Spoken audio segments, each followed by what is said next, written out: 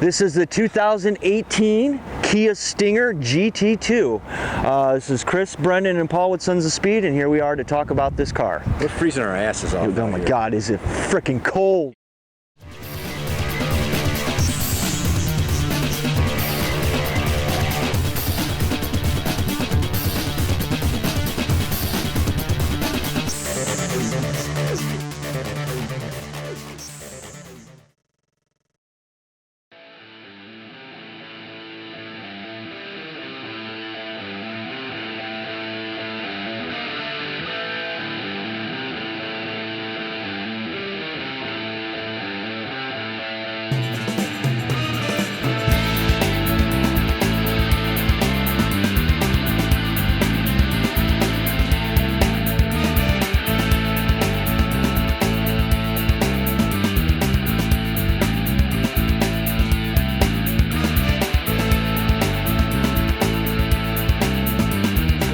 Hype about this car. It's a great car. I think all three of us agreed this is a pretty badass car for a Kia. Yeah. Let's just say that. Well, and that's the thing. This is the GT2 version. This is the top of the line. It's the all-wheel drive, as Chris said. It's got the 3.3 liter V6 twin turbo that pulls like a freight train. Oh my God, this car pulls so fast. It is absolutely ridiculous how smooth pulling this car is. The thing. So I mean, everything about the looks of this car, the way it handles, the way it drives, you would never know you were in a Kia unless the badge said so. And no. But wait, the elephant in the room, okay? It's $52,000 for a Kia. That it is. $52,000 for Kia. That's the part I'm not buying. Ever since this car came out, you guys know I've been a big fan of this car. I know you almost want to buy one. I'm seriously considering this as my next car. I really do love this car. For what it's intended to do, which is to launch Kia's brand recognition, to give it some street cred, the Stinger, the GT2 delivers. You got these nice big air dams coming in here. You know, chrome on the grill. Oh, this black chrome, however, is a pain in the ass to keep clean. We found that out. You know, and these are adaptive headlights that are going to swivel with the car. Well, no, technology-wise, it's all there. I mean, you got heads-up display, you got spot monitoring, you got lane assist, you got adaptive cruise control. I mean, the list goes on. It really does. Hey, can we talk about the brakes, please? These Brembo brakes are just absolutely insane. They stop. I have never once questioned whether this thing is going to stop on a dime. There's confidence inspiring. Who puts Brembo brakes on a Kia? Right. Like, that's just stupid. But it really is. I mean, it makes the drivability of this car unbelievable. But you're spending a week driving this thing. You spend a day driving this thing, it feels like your car already. Oh yeah. It wraps around you. It's like a security blanket. You feel so comfortable and so natural driving this car. But after a week with it, this is something you can already see in your garage. Oh, without a doubt. All right, let's have some fun and give it some gas. So out here, that's where the all-wheel drive just. Oh. All right, so it's like we said, it's 34 degrees in Chicago right now. Yeah. We had some rain over the weekend. We had some snow this morning. We had the most terrible April weather. Oh, it's horrible. Yeah, greatest day to drive a performance-based car. So the roads are cold. Yeah. The tires are cold. The roads are slick. You come out of a corner with this thing and just mash it. No problem. You can feel the all-wheel drives working to find, the best traction. But it's not jarring. You know what I mean? Jarring. It's not like. But then it just pulls you. It's like someone hooked an anchor to the front of the car and then just yanked you through the turn. Yeah. And it's beautiful. It's absolutely beautiful. You just know that nothing's going to go wrong coming out of that turn, even if you have the throttle mashed. Yeah, it's just... As you fly out of it faster than anything. If we took one of our cars at a turn like that, we'd be sideways. Oh my God. In the Mustang, I did Well, you'd probably run over a crowd of people. I would, yeah. Even if there wasn't a crowd of people, would find one.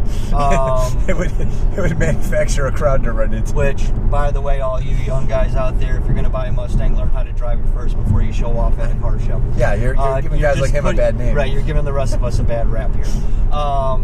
But this is not something you got to worry about with this car. No. There is so much grip. There's so much usable power. You point it where you want to go, and it just reacts. Again, if you took away that badge, you would never, ever in a million years think this was a Kia. You would think this is an Audi. Yep. This is a BMW. You know what I mean? That this is something definitely not in the class that Kia is in right now. Well, I'm not surprised to hear one of the designers was stolen from Audi in this car, because that's exactly what. This is the closest thing I can think of. It's about an like S5, S6, absolutely, in that range of automobile. I mean, it just builds power. The interior is well thought out. The materials are very good. The touch screen is great. That's the auto stop. Yeah, it's got auto stop. Auto start sucks.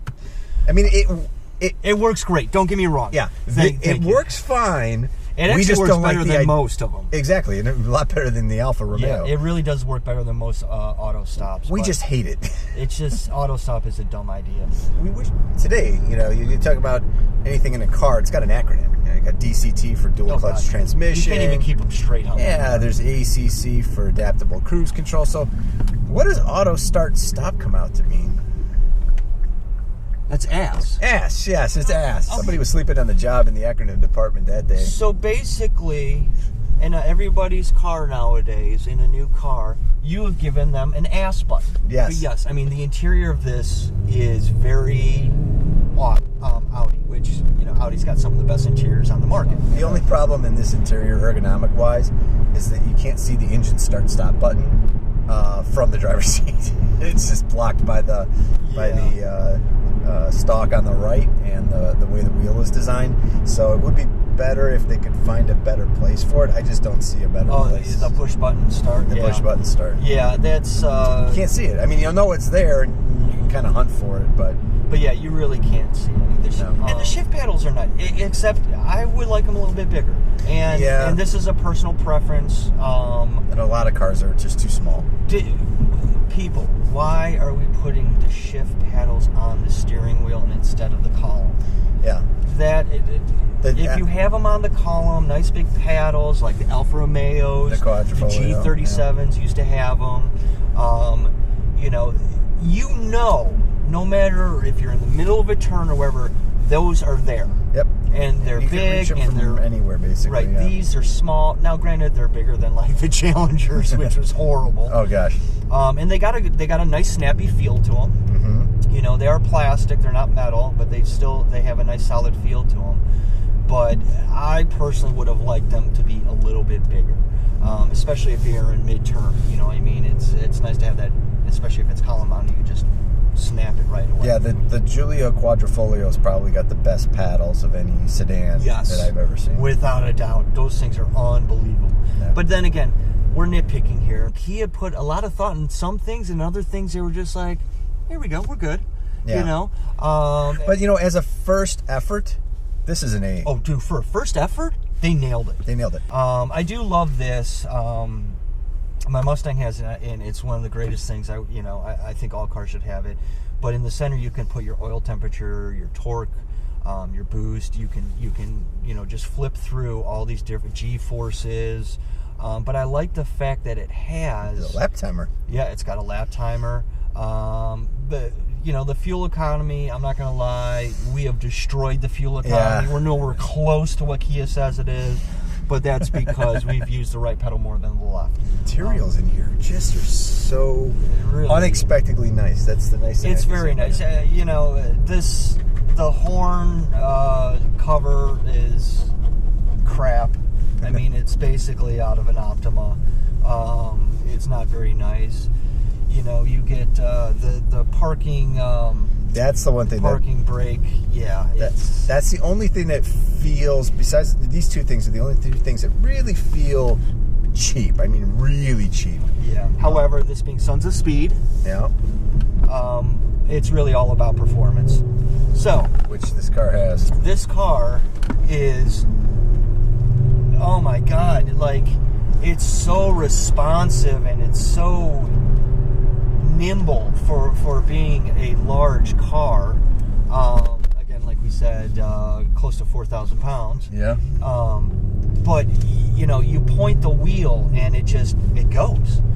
And you mash on the gas, and there's not like, my daily driver is a 2012 Mercedes C300 Sport. Nice car. Yeah. However, you need to make a lane change. You gotta like schedule an appointment for the car to actually do it. This is not that case. You literally you give it gas and it shifts. Now this is not a dual clutch, so you're not going to get those hard shifts or there's rapidly quick shifts. But in sport mode, they're pretty quick. They're quick, dude. I mean, it's really, again, this is not a track car. This is not a balls out performance car. This is a grand touring car. A very fast, very capable, track capable grand touring car. Yeah, it really does. This engine and chassis is definitely punching above its weight class. It's an amazing handling car. It's very confident, inspiring. The brakes are just amazing. Yes, they are. If you want to take this to the track for a weekend or for a track day event, you could. You could. Just, change the brake fluid. Yeah. People are like, the brakes overheat. Yeah, they're going to overheat because the car weighs 4,000 pounds. And if you just left the stock .3 fluid in there, it's going to overheat. It's just going to. Right. It's not the brakes because they're Brembros. You can't go wrong with Brembo brakes. Put some SRF fluid in it and you'll be fine. Yeah. You could easily drive this every day. Yeah. Easily drive this every day. This is a perfect everyday car. There's really there's nothing about this car you could say that I can't drive it every day. It's all-wheel drive.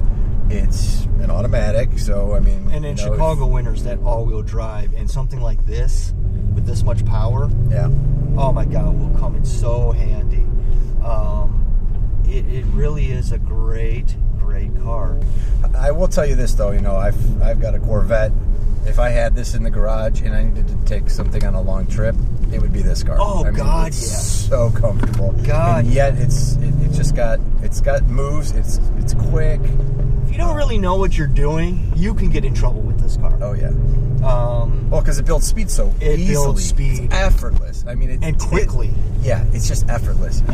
You get into the gas, the turbos kick in at like 2,500 RPM, and they just go, and it's just torque and torque and torque, and you definitely are gonna get yourself in a little bit of trouble if you don't know what you're doing, or if you're just not watching the speed. Now, thankfully, there's a head-up display. Probably, look at that. Oh God, that sound! I love it. The sound is intoxicating. Everything about it. It's like a lot of cars nowadays. They got the different drive modes. And this one's no exception. No, and it's got your comfort. It's got your eco. It's something called smart. Yeah, which let's be honest, we're not smart enough to look it up. We don't care about the smart. Really, it's the performance one that we care about. Yeah. But basically, what it's doing, from what we can tell, is it's changes up the throttle response and the shifting. Yes. But we're not seeing much of a difference in the steering feel or the ride or the suspension setup. I mean, you can soak up any kind of bump, even in sport mode, and it stays pretty flat.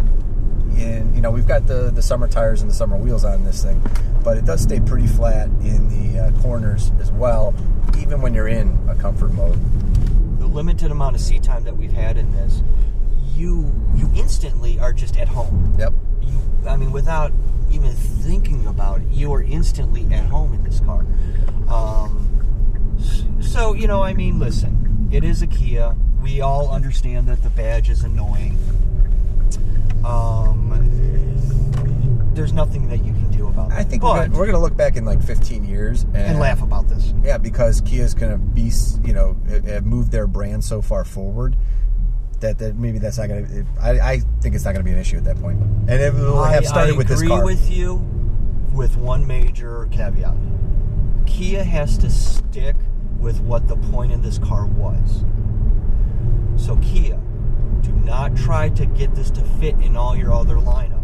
In fact, it should be the other way around. The rest of your lineup should try to fit in with what the Stinger's doing. Right. Because right now, you guys have got a very good recipe for a brand and as a manufacturer to grow and to really take that stodgy, like, oh yeah, it's just a Kia sort of mentality and heighten it. You start to, sacrifice little things in here for cause, you're going to lose your market. You really are. Right. You can't come up and say, hey, we're going to beat Audi, we're going to beat BMW, and then start, pulling your punches. Don't pull your punches. Yeah. It's that simple. And they can do it. Oh, they can absolutely do it. And, for those that can't get past the Kia brand and the Kia logo, we get it. Yeah. We totally get it. Randy Post had made a comment. This is a great car for a Kia. I think this is just a good car. It is. I really think this is a great car. For a Kia and for anybody. For any car. But it is a Kia. So do yourself a favor, go test drive one, check it out.